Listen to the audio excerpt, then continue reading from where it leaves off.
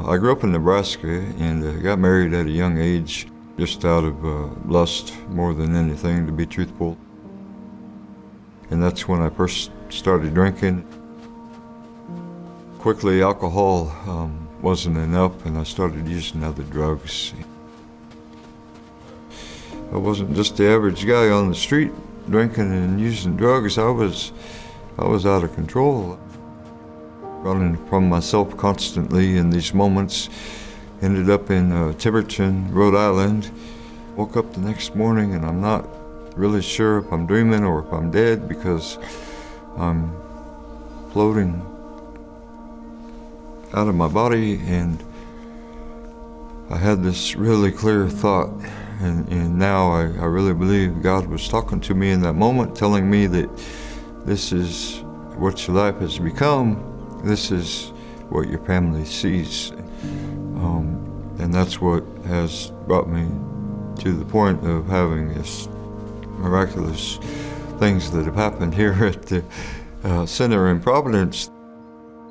Before I came here, I was incarcerated and I had no place to go. My mom was in her early 70s and I didn't want to go home. So I really had no place to go, and I came here. But when I came here, after crossing that threshold, I felt the Lord speak to me and say, yeah, this is the Salvation Army, but this is my personal provision for you for this season of your life. And from there, it just took off. I felt led to sit and talk to God, to a new place. A new dynamic happened in my life here where I felt that He led me to the cross. And I wasn't judged, I was loved. And I started seeing a picture of grace develop in my life. And I think that's what's going on, you know?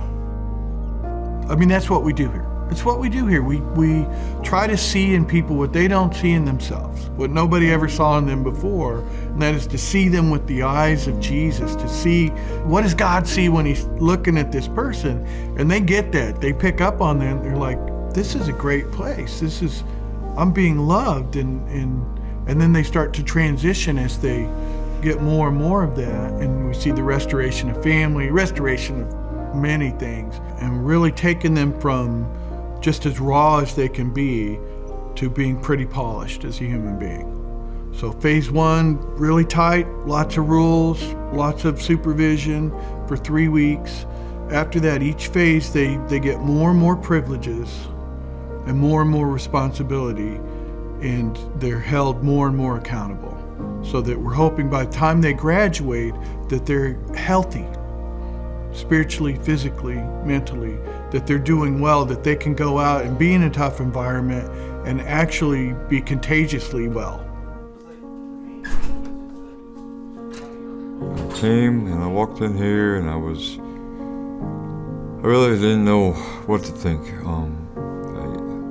I see all this stuff, about God stuff around. There's Bibles everywhere and there's pictures of Jesus and scriptures on the walls, and I couldn't believe it. I have never been anywhere in my life where I had felt so much love. I felt welcome. I felt at home within a week of being here.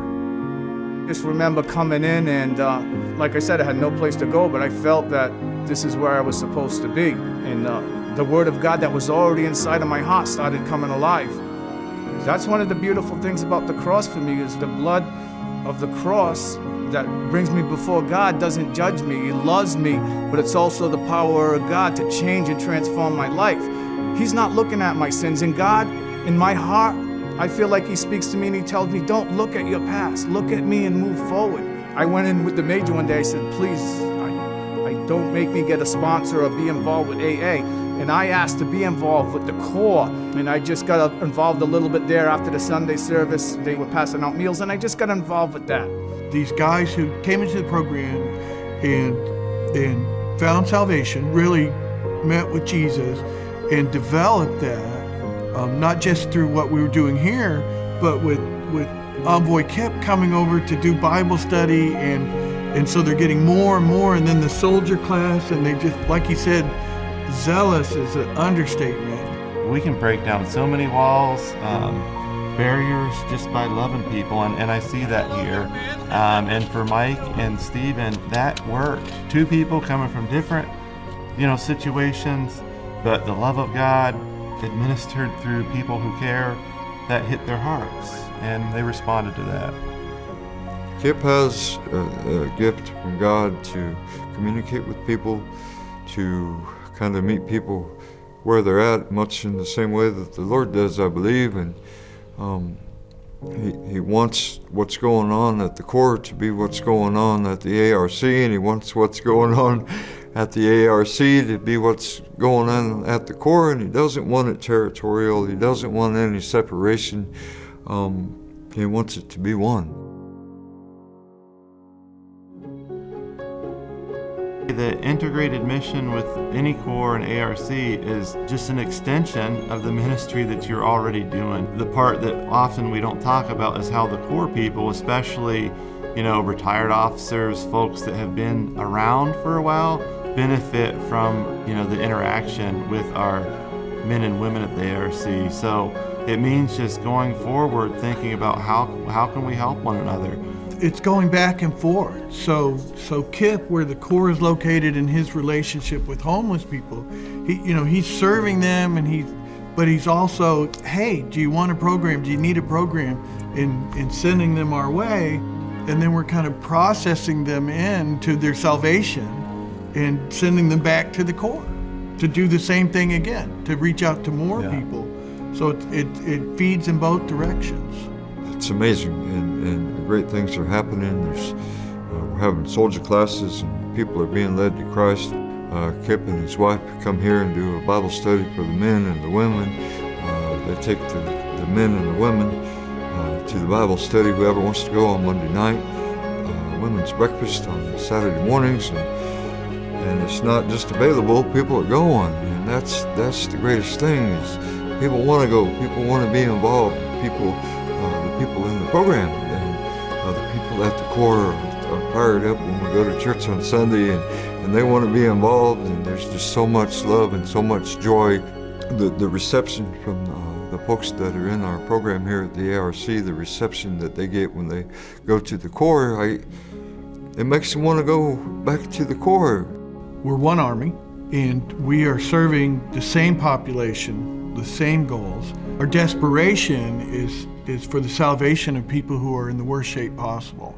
I think that we're going through something together. We're learning how to serve kingdom interests. We're learning how to receive grace on a daily basis and grow.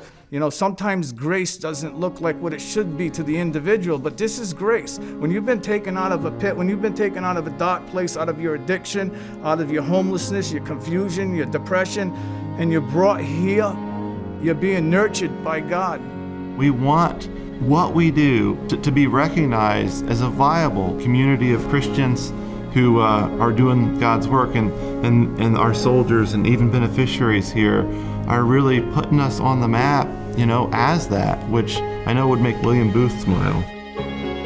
I'm not running from anything. I'm still running, but I'm not running from anything. I'm running towards things. And it's crazy. I'm running towards an opportunity to help the people that overcome the things that I was running from.